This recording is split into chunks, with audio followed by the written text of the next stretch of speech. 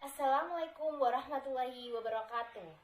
Kembali lagi dengan saya, dan pada pertemuan kali ini kita akan membahas tentang jenis-jenis unsur hara dan dampak jika kekurangan unsur hara. Sebelumnya, apakah teman-teman sudah mengetahui apa itu unsur hara? Tepat sekali. Tanaman yang membutuhkan hara itu gunanya untuk apa sih? Gunanya itu untuk menjamin pertumbuhan dan perkembangan tanaman. Hara tersebut selanjutnya digunakan untuk proses metabolisme tanaman, dan setiap unsur hara yang diserap tanaman itu memiliki fungsi spesifik yang umumnya tidak dimiliki atau tidak digantikan oleh unsur lainnya. Unsur hara ini dibagi menjadi dua. Yang pertama itu adalah unsur makro dan yang kedua adalah unsur mikro. Nah, yang pertama itu adalah nitrogen. Apa sih fungsi dari nitrogen? Benar, jadi nitrogen ini berfungsi merangsang pertumbuhan vegetatif secara keseluruhan, khususnya pertumbuhan akar, batang, dan juga daun. Fungsi yang kedua itu adalah berperan dalam pembentukan zat hijau daun atau yang sering kita sebut klorofil, yang ini berfungsi penting untuk melakukan fotosintesis dan juga berperan dalam pembentukan protein, lemak, dan berbagai persenyawan organik lainnya. Apa sih dampaknya jika kekurangan nitrogen ini? Jadi dampaknya juga akan buruk ya pada tanaman, yaitu pertumbuhan tanaman berjalan lambat, tanaman kurus dan juga kerdil, serta daun menjadi kekuningan. Yang kedua itu adalah fosfor. Nah, fosfor ini berfungsi merangsang pertumbuhan akar, khususnya akar benih serta tumbuhan yang muda. Merupakan bahan mentah untuk pembentukan sejumlah protein tertentu, membantu proses asimilasi, dan juga mempercepat pembungaan serta pemasakan buah dan juga biji. Gejala jika kekurangan fosfor ini, seluruh warna daun berubah menjadi kemerahan, tepi daun, cabang, dan batang juga berwarna merah. Yang ketiga itu adalah kalium. Nah, kalium ini berfungsi untuk membantu pembentukan protein dan karbohidrat, memperkuat tanaman sehingga daun, bunga, dan juga buah itu tidak rontok. Kalium ini juga salah satu sumber daya ketahanan tanaman terhadap kekeringan dan penyakit. Gejala jika kekurangan kalium itu adalah daun tua akan mengkerut serta kering. Yang kedua, pada daun akan tumbuh bercak merah kecil, terus buah tumbuh kerdil dan tidak sempurna. Yang keempat itu adalah kalsium. Kalsium itu sendiri berfungsi merangsang pembentukan bulu-bulu akar, mengeraskan batang tanaman, dan merangsang pembentukan biji. Kalsium pada batang dan daun bermanfaat untuk menetralkan senyawa atau keadaan yang tidak menguntungkan pada tanah. Jika kekurangan kalsium, apa sih yang terjadi? Tepat. Yang pertama itu adalah tepi daun muda berubah menjadi kuning. Yang kedua itu adalah kuncup muda akan mati karena perakaran kurang sempurna.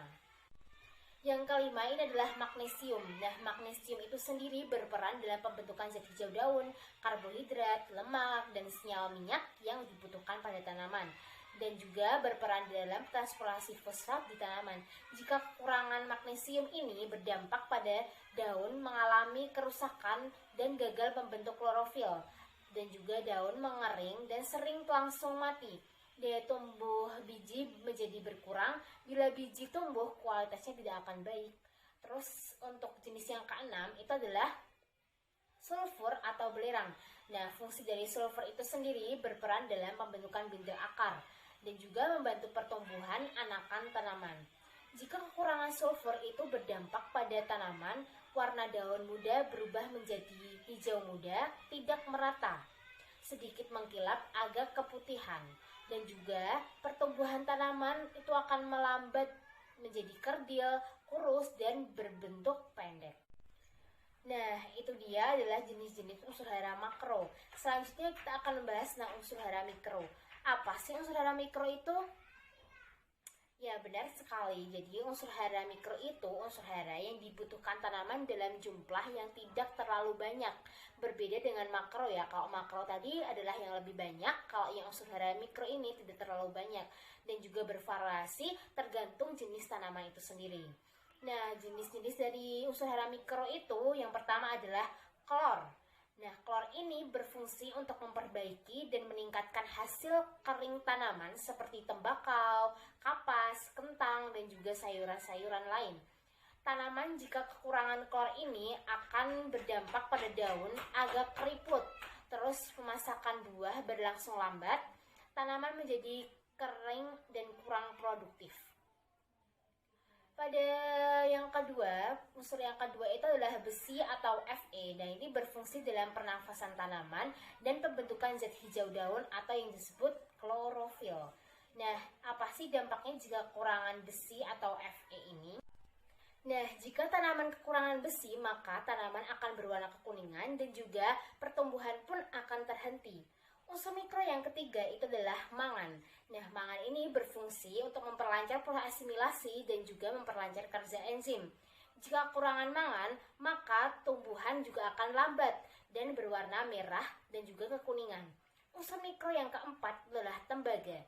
Nah, tembaga ini berfungsi dalam pembentukan zat hijau atau disebut klorofil dan merupakan bahan pembentuk beberapa jenis enzim.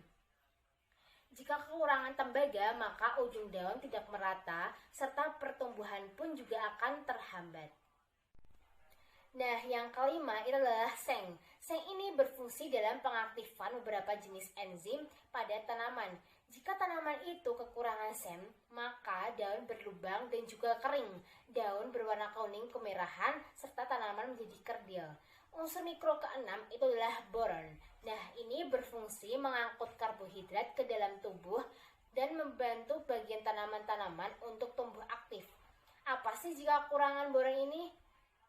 Nah, jadi kekurangan boron ini menyebabkan tanaman daun menjadi layu, daun muda itu tumbuh kerdil, serta pada jagung menyebabkan tongkol atau tidak berbiji.